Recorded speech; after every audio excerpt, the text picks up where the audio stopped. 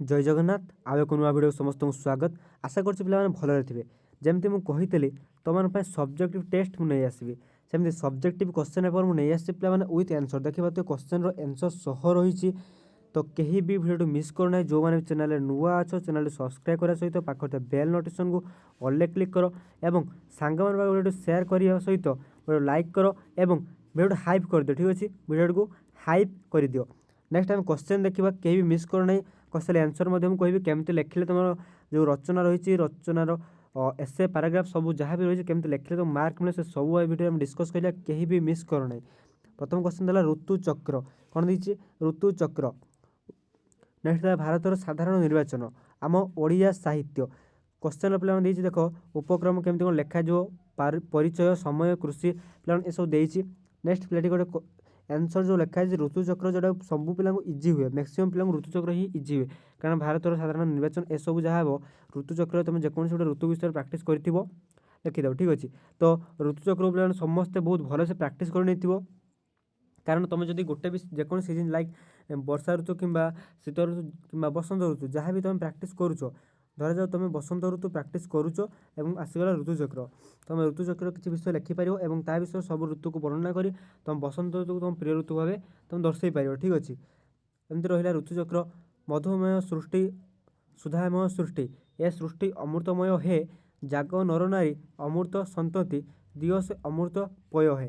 पे देख जी भी लिखी गोटे स्टार्टिंग गोटे शायरी टाइप गोटे पद्य गोटे पूरी देती कविता टाइप जि जे खाता देखो तो बहुत इंटरेस्टिंग लगे। ठीक अच्छे नेक्स्ट पूरा साहित्यिक वार्ष ए सृष्टि होउछि अमृतमय यार प्रत्येकटी उपादान भरी रही अमृतर मादकता यह तार प्रत्येक रसग्राही सौंदर्य पिपासु प्राण को करे प्रलब्ध।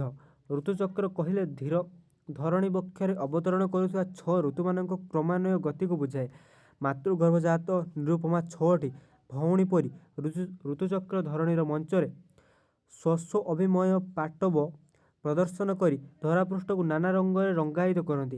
यही 6 भौणी हेउछन्ति ग्रीष्म वर्षा शरत हेमंत शीत एवं बसंत। प्लान जी भी लिखी उपक्रम पूरा इंटरेस्टिंग वे लिखी जे कि जी भी एग्जामिनर खाता को देखो टोटाल खाली उपक्रम देखिए 10 आउट ऑफ 10 तक देदेव कारण उपक्रम एत सुंदर से लिखी जो तापर से जहाँ भी देखो किसी देखिए डायरेक्ट से लास्ट को देखो। ठीक अच्छे आदि ये रचनाटी जो तुमको दरकार तो आम टेलीग्राम चैनल जॉइन हो जाओ जार लिंक डिस्क्रिप्शन अच्छी सेठी जाइए तुम डिस्कसन ग्रुप रे कि कमेंट रे तुम सेठी मेसेज कर पारो जहाँद्वारा कि तुमको डायरेक्ट देदेवी कि तुम टेलीग्राम चैनल डायरेक्ट जॉइंट हो जाओ सही पे टेलीग्राम चैनल डायरेक्ट जॉइन हो जाओ तुम सेठी मुझे अपलोड करदेवी। ठीक अच्छे नेक्स्ट देखा ग्रीष्म ऋतु विषय किसी लिखाई तुम स्क्रीनशॉट नहीं पार प्राक्टिस। नेक्स्ट देख ये सब लिखाई प्रतिपदी पद्य माने गोटे कविता लिखाई एमती किसी लिखाई। ठीक अच्छे लास्ट कौन लिखा बेस किसी लिखिनी से पिला बहुत भलसे लिखी ग्रीष्म ऋतु खाली वर्णना कर नेक्स्ट वर्षा ऋतु एमती सब ऋतु से वर्णना कर ऋतुराज बसंत ऋतु लास्ट लिखाई देख सर्वशेष दक्षिण दिगर मलय मंथर गति प्रभावित हो ऋतुराज बसंत शेष वार्ता प्रदान करे आम्रकुंचर ककिल पंचम स्थान यार प्रचार करे शीत ऋतु माँ सरस्वती आराधना तापर प्रथमाष्टमी सांब दशमी मकर संक्रांति पालित हुए शरत दुर्गा एवं हेमंत महालक्ष्मी पूजा अनुष्ठित हुए। उपसंहार यही भाव प्रत्येक ऋतु से निज निजर वैशिष्ट्य प्रदान कर क्रमान्वय धरापृष्ठ अवतरण करती एवं धराधरणीर सौंदर्य को बहु गुणित करती।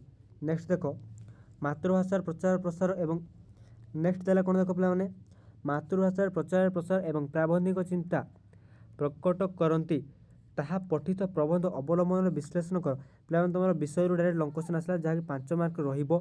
नेक्स्ट पल्लीग्राम कर्म योजना संपर्क में आलोचना कर पे किंबार देछि पे देख किंबार देछि तुमको जोटा प्रश्न आसे तुम सेटा करो। ठीक अच्छे एठी जो पिलाटी आंसर लिखी सत्य सहित तथ्यर समन्वय अकाट्य जुक्ति मंद्र गंभीर आलंकित भाषा प्रयोग जहाँ सृष्टि अनुपम मर्यादावंत कराई पारिछि से हेउछन्ति प्राबंधिक कृष्णचंद्र पाणिग्राही।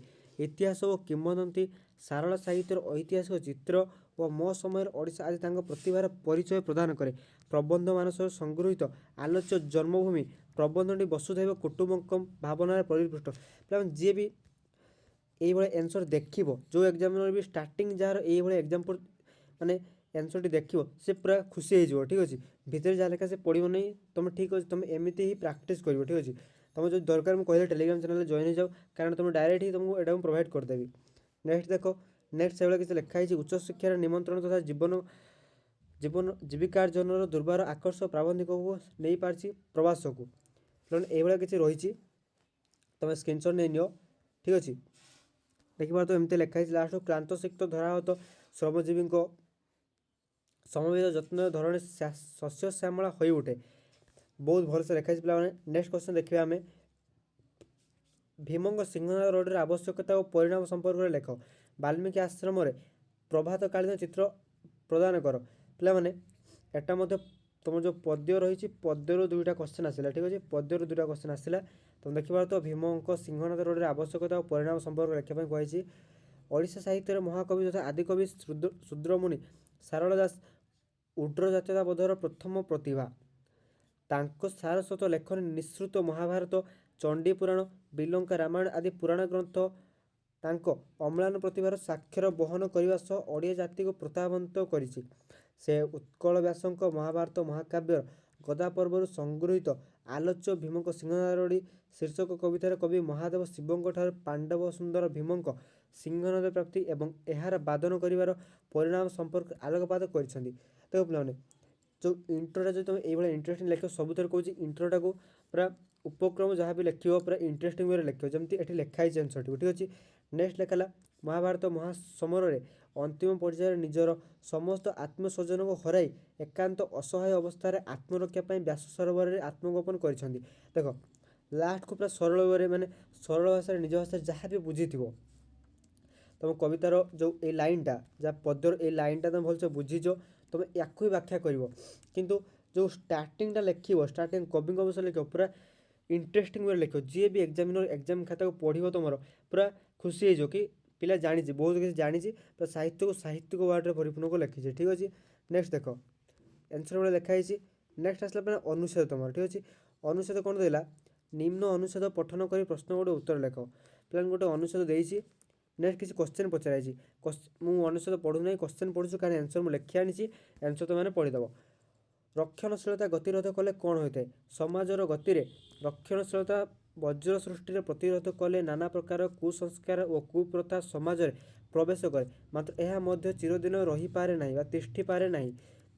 नेक्स्ट नेक्स्ट देला समाज किपरि गति करने को बाध्य करता है समाजर गति स्थिर बा एक सरल रेखा परि नुहे केश देश काल पात्र अनुजाई उन्नति अवनति मध्य होई समाज व जाति गति करने को बाध्य होता है। नेक्स्ट जीवन शक्ति शिथिल हेले कौन घटी थाए जितेबाला गोटे जातिर जीवन शक्ति शिथिल हो जाए से तार समस्या आशा आकांक्षा संधिभूत हुए रक्षणशीलता वज्र सृष्टि तार गतिरोध करे बहुत बढ़िया से लिखा जाए आंसर देख जहाँ लिखाई तुम यहाँ बहुत इजी अच्छी पाराग्राफ पढ़ो आंसर लिख सरल भाषा लिखिपार ठीक अच्छे। नेक्स्ट देला जगतर नियमटी कौन जगतर नियम सड़क एवं एक प्रकार नुहे आलोक सह अंधकार सुख सह दुख यौवन सह वार्धक्य उन्नति सह अवनति समयानुक्रमे गोटे पर गोटे स्थिति रही वास्तविक उत्थान पतन जगतर नियम। नेक्स्ट गोटे जाति केतेबेले निश्चेष्ट रही साधारण देखा जाए प्रत्येक क्रियार निश्चय किछि ना किछि प्रतिक्रिया रही आंसर पढ़े पे प्रत्येक क्रियार निश्चय किछि ना किछि प्रतिक्रिया रही विशिष्ट यही नियमानुजाई कौन देश बा जाति गोटे विशिष्ट घटना बा उत्तेजनार सम्मुखीन होगापर शिथिल हो आसे अर्थात निश्चेष्ट मृत्यु प्राय रही साधारण देखा जाए। नेक्स्ट देला सप्रसंग सरलता लेख सरलता लिखा पे बहुत समस्त जानी एटा मध्य रही मनुष्य को बदलाई पुरुणा भांगीदेव ना मैंने कौन मनुष्य को न बदल पुराना समाज को भांगी हेब ना। नेक्स्ट किंबारे कौन देला देख ताहार सृष्टि उन्नति इच्छाकृत नुहे ताहा त्याग मार्ग एक स्वत समृद्ध फल मात्र। तो देख यहाँ मुझे पज कर स्क्रीनशॉट नहीं ना प्राक्ट कर ठीक अच्छे। नेक्स्ट देख ये तार आउ गए आंसर रही पूरा बहुत भलसे व्याख्या कराई। नेक्स्ट देखिए नेक्स्ट आस तुम कवितार आसो जो सरलता सन्धानी तप सन्धान पथे कंटक टेके शिर सम्मुख तेबे कुहली रचई महाममतार नीर किंबार देला पे मैंने बुकुम फुलाए आखिम भुलाए तबण पक्षीर डाक ସରଗ ଡାକିଲେ ମନ ବଳେ ନାହିଁ ଛାଡ଼ିବାକୁ ତୋହର କାଖ। ନେକ୍ସଟ ଦେଖ ଏଟା ମଧ୍ୟ ସ୍କ୍ରିନଶଟ୍ ନେଇନିଅ।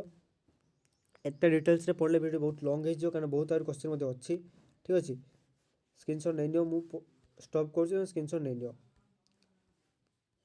ଯାହା ବି କର ପିଲାମାନେ ଯେଉଁ ଷ୍ଟାର୍ଟିଂ ଯେଉଁ ଲେଖିବ ସେଇଟା ବହୁତ ଇଣ୍ଟରେଷ୍ଟିଂ ଭାବରେ ଲେଖ, ଯେମିତି ଲେଖାଯାଇଛି ଏଠି। ନେକ୍ସଟ ଆସିଲା ପରେ ପତ୍ର ଲିଖନ।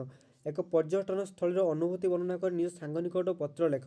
ପିଲାମାନେ ପତ୍ର ଲିଖନର ପ୍ରୋସେସ୍ ଦେଖ, ପ୍ରୋସେସ୍ ଜାଣିଗଲେ ତୁମେ ସବୁକିଛି ଲେଖିପାରିବ। ୟାକୁ ମଧ୍ୟ ସ୍କ୍ରିନଶଟ୍ ନେଇ ପ୍ରାକ୍ଟିସ୍ କରିବାର ମୁଁ ପଜ୍ କରୁଛି।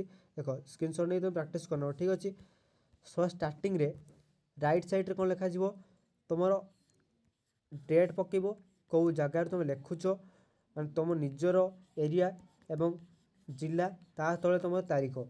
ତାପରେ ସାଙ୍ଗମାନଙ୍କ ପାଖକୁ ଲେଖୁଥିଲେ ସ୍ନେହର, ଯେମିତି ଏଠି ଲେଖା ହେଇଛି ଏକ ପର୍ଯ୍ୟଟନ ସ୍ଥଳୀର ଅନୁଭୂତି ବର୍ଣ୍ଣନା କରି ସାଙ୍ଗ ନିକଟକୁ ପତ୍ର ଲେଖ, କିମ୍ବା ଜାତୀୟ ସମର ଶିକ୍ଷା ବାହିନୀର ଯୋଗ ଦେବା ପାଇଁ ପରାମର୍ଶ ଦେଇ ପଢ଼ୁଥିବା ସାନ ଭାଇକୁ ପତ୍ର ଲେଖ। ଏଠି ଯେହେତୁ ସାନ ଭାଇ ନିକଟକୁ ପତ୍ର ଲେଖା ହେଇଛି ତ ସ୍ନେହର, ସାଙ୍ଗ ନିକଟକୁ ଲେଖିଥିଲେ ପ୍ରିୟର, ଏବଂ ତାପରେ ଯେମିତି ମୋହର ସ୍ନେହାଶିଷ ନେବୁ, ସାନକୁ ଲେଖା ହେଲା ତ ମୋର ଆଶୀର୍ବାଦ ନେବୁ କିମ୍ବା ସ୍ନେହାଶିଷ ନେବୁ। ଘରେ ଜେଜେବାପା ଯେଉଁମାନେ ଗୁରୁଜନ ଅଛନ୍ତି, ଘରେ ଜେଜେବାପା ଜେଜେମା ଦାଦା ଖୁଡ଼ି ଏବଂ ମୋର ଭୂମିଷ୍ଠ ପ୍ରଣାମ ଜଣାଇବୁ, ଏବଂ ବାବା ମାଆଙ୍କୁ ମୋର ଭୂମିଷ୍ଠ ପ୍ରଣାମ ଜଣାଇବୁ। ସାଙ୍ଗ ପାଖକୁ ଲେଖୁଥିଲେ କ'ଣ ଲେଖାଯିବ, ମଉସା ମାଉସୀଙ୍କୁ ଏବଂ ତୋର ସାନ ଭାଇ ସାନ ଭଉଣୀ, ଯେମିତି ସାନ ଭଉଣୀ ଖୁସି କିମ୍ବା ସାନ ଭାଇ ସନୁ ମୋର ପ୍ରଣାମ ଜଣାଇବୁ, କିମ୍ବା ମଉସା ମାଉସୀଙ୍କୁ ସାନ ଭାଇଙ୍କୁ ମୋର ଆଶୀର୍ବାଦ ଦେବୁ ଏବଂ ମଉସା ମାଉସୀଙ୍କୁ ମୋର ପ୍ରଣାମ ଜଣାଇବୁ। ଏଇଭଳିଆ ଲେଖିବ। ଠିକ୍ ଅଛି, ନେକ୍ସଟ ତୋ ଦ୍ୱାରା ପ୍ରେରିତ ପତ୍ର ଗତକାଲି ସକାଳେ ମୁଁ ପାଇଲି, ସାଙ୍ଗ ନିକଟକୁ, ଏମିତି ତୁମେ ଲେଖିବ। ଠିକ୍ ଅଛି, ତୁମର ଏଇଟା ରହିବ ଷ୍ଟାର୍ଟିଂଟା।